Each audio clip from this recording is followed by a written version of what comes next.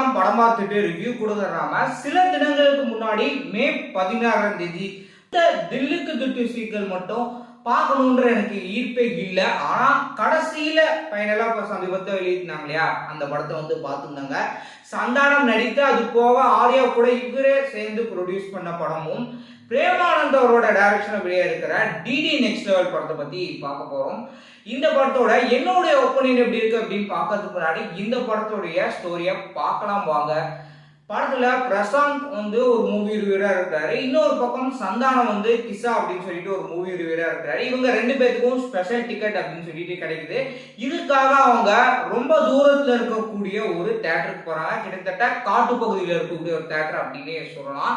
அங்க வந்துட்டு இவர் ரிவ்யூவர்னால வந்து ஒரு பக்கம் மிக்ஸ்டு ரிவ்யூ அப்படின்னு சொல்லிட்டு இருக்கு, இன்னொரு பக்கம் வந்துட்டு பாசிட்டிவாவும் இவரை பத்தி வந்து பேசிட்டு இருக்கிறாங்க. இவரு ஒரு படத்துக்குள்ள பேய் மூலியமா என்ட்ரி ஆயிட்டாரு. அதுல இருந்து எப்படி மீண்டு வராரா இல்ல மீண்டு வந்தாரா இல்லையா அப்படின்றதான் இந்த படத்துடைய மொத்த கதை. ஆக்சுவலா இந்த படத்தை பத்தி சொல்லணும்னா, பிரசாந்த் போக ஒரு சில யூடியூபர் கிளைமேக்ஸ்ல வருவாங்க. எதுக்காக வருவாங்க அப்படின்னு சொல்லி நீங்க படம் பார்த்தீங்கன்னா உங்களுக்கு வந்து ரொம்பவே நல்லா புரியும் அப்படின்னு சொல்லலாம். படத்துல வந்து யூடியூபர் இந்த மூவி ரிவ்யூவர் அப்படின்றதுக்கான ஒரு கருத்துல ஒரு படம் வந்து டைரக்டர் வந்து எடுத்திருக்காரு. எனக்கு மெயினா என்ன தோணுச்சு அப்படின்னு எடுத்துட்டீங்கன்னா, இந்த மாதிரியான ஒரு கான்செப்ட் வந்து ஏற்கனவே நம்ம தமிழ் சினிமால படங்களே பெருசா வெளியாகல அப்படின்னு தான் சொல்லும். படத்துக்குள்ள வந்து என்ட்ரி ஆகுது அப்படின்ற மாதிரி தான். ஆனா இருந்தாலும் நமக்கு எல்லாத்துக்கும் தோன்றக்கூடிய விஷயம்னா, ஏற்கனவே வெளிநாட்டுல இந்த மாதிரியான படங்கள்லாம் எடுத்திருப்பாங்க, அதை தான் வந்து தமிழ் எடுக்கிறாங்க அப்படின்னு சொல்லிட்டு சில வருடங்களாவே இல்ல 10 வருடங்களாவே நம்மளுக்கு வந்து இப்படிதான் தோண வச்சுட்டாங்க இங்க இருக்கக்கூடிய தமிழ் டைரக்டர்ஸ். படத்துல பயங்கரமா ஏதோ சொல்ல வராங்க போறாங்கப்பா அப்படின்னு ஒரு இன்ட்ரெஸ்ட் இருக்கு.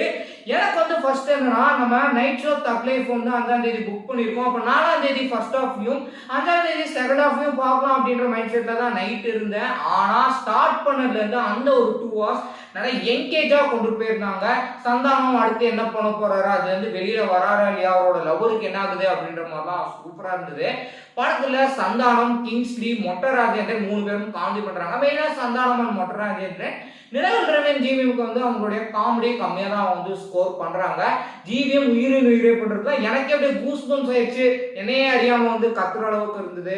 அதுக்கப்புறம் வந்துட்டு அவர் அந்த பழைய படங்கள்லாம் யூஸ் பண்ணியிருந்தாங்க. கண்மணி அன்போடு காதலன், அதுக்கப்புறம் காதல் அந்த அஜித் பாட்டு இருக்குது இல்லையா, காதல் பண்ணியது அது அப்படின்னு சொல்லிட்டு ஹாலிவுட் படம் அப்படின்ட்டுலாம் வந்து யூஸ் பண்ணியிருந்தாங்க. மொத்தத்துல இந்த படம் வந்து ஓகே வாட்சா வந்து இருக்குங்க.